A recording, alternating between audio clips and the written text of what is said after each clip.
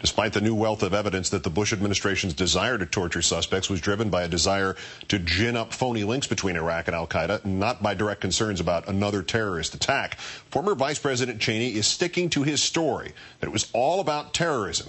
In part 2 of his interview with Fixed News, the Dark Lord accusing the Obama administration of not believing that the U.S. is threatened by terrorism. What the Obama people are doing, in effect, is saying, well, we don't need those tough policies that we had. Now, that says either they didn't work, which we know is not the case. They did work. They kept us safe for 7 years. Or that now somehow the threat's gone away. There's no longer a threat out there. We don't have to be as tough and aggressive as the Bush administration was. I think that's a mistake. I think that's a misreading of the circumstances we find ourselves in. Let's turn now to former CIA officer Jack Rice, who's been with us many times before. Good evening, Jack.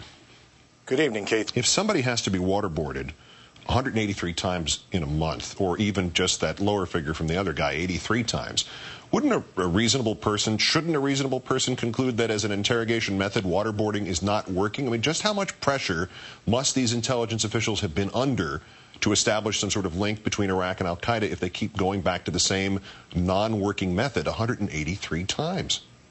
Without question. Look, we have to go back to the 2005 Department of Justice memo itself. And what they found out about Abu Zubaydah was that even after we waterboarded, even after, and I'm not going to use the euphemism, even after we tortured this guy 1, 2, 3, 5, 10, 50, 70, 83 times, there was no benefit. We never received anything else. So the idea that somehow this is justified is based upon what? What?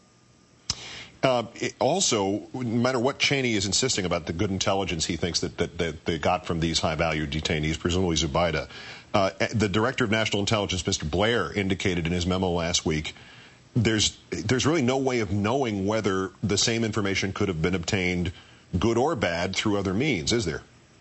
No, and that's exactly it, too. It's very easy to say, if you knew what I knew, which is what we're hearing from the Vice President regularly, if you knew what I knew, we kept you safe for 8 years or 7 years. So you know what? Just shut up, trust us, you'll be fine. And that's what we heard. But let's contemplate what we have here. We had no connection between al-Qaeda and Iraq. We had weapons of mass destruction. We had the fear of the mushroom cloud, which we heard over and over. We had the yellow cake. How many things do we need to hear before we simply fall over and say, whatever you want, Mr. Vice President, I don't care how many war crimes we commit, it's all right, just don't let them hurt me. Cheney's concerns now that the Obama administration is no longer being tough on terrorism. Did he lose his moral high ground on that argument? Any part of it he might have had with the release of the Levin report and the revelation in it that he was more concerned with ginning up this case for war than actually going after bin Laden? I think all this does is support the fear that we had all along. Look, the worst part about all of this in the end is that this didn't appear to be about actually protecting America. This appeared to be about his concept, his paranoia that he had from the get-go. And in the end, this isn't going to cost him anything.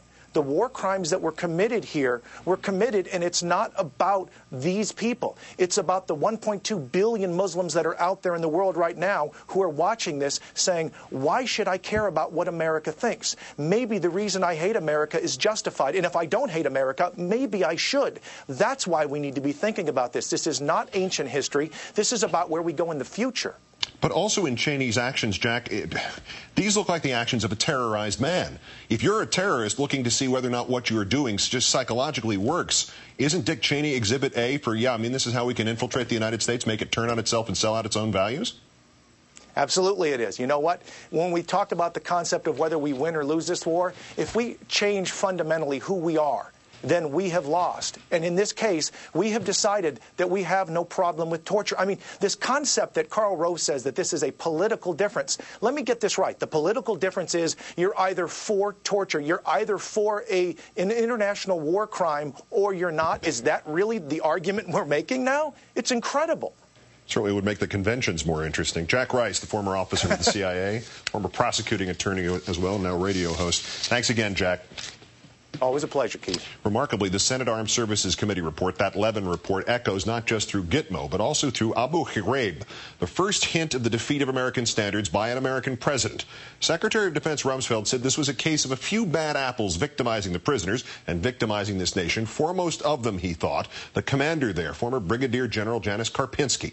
Now the Levin report proves that 15 forms of torture and humiliation used on the prisoners at Abu Ghraib were specifically authorized by Secretary Rumsfeld. It is tonight clear who was the bad apple and who the victim. General Karpinski joins me next.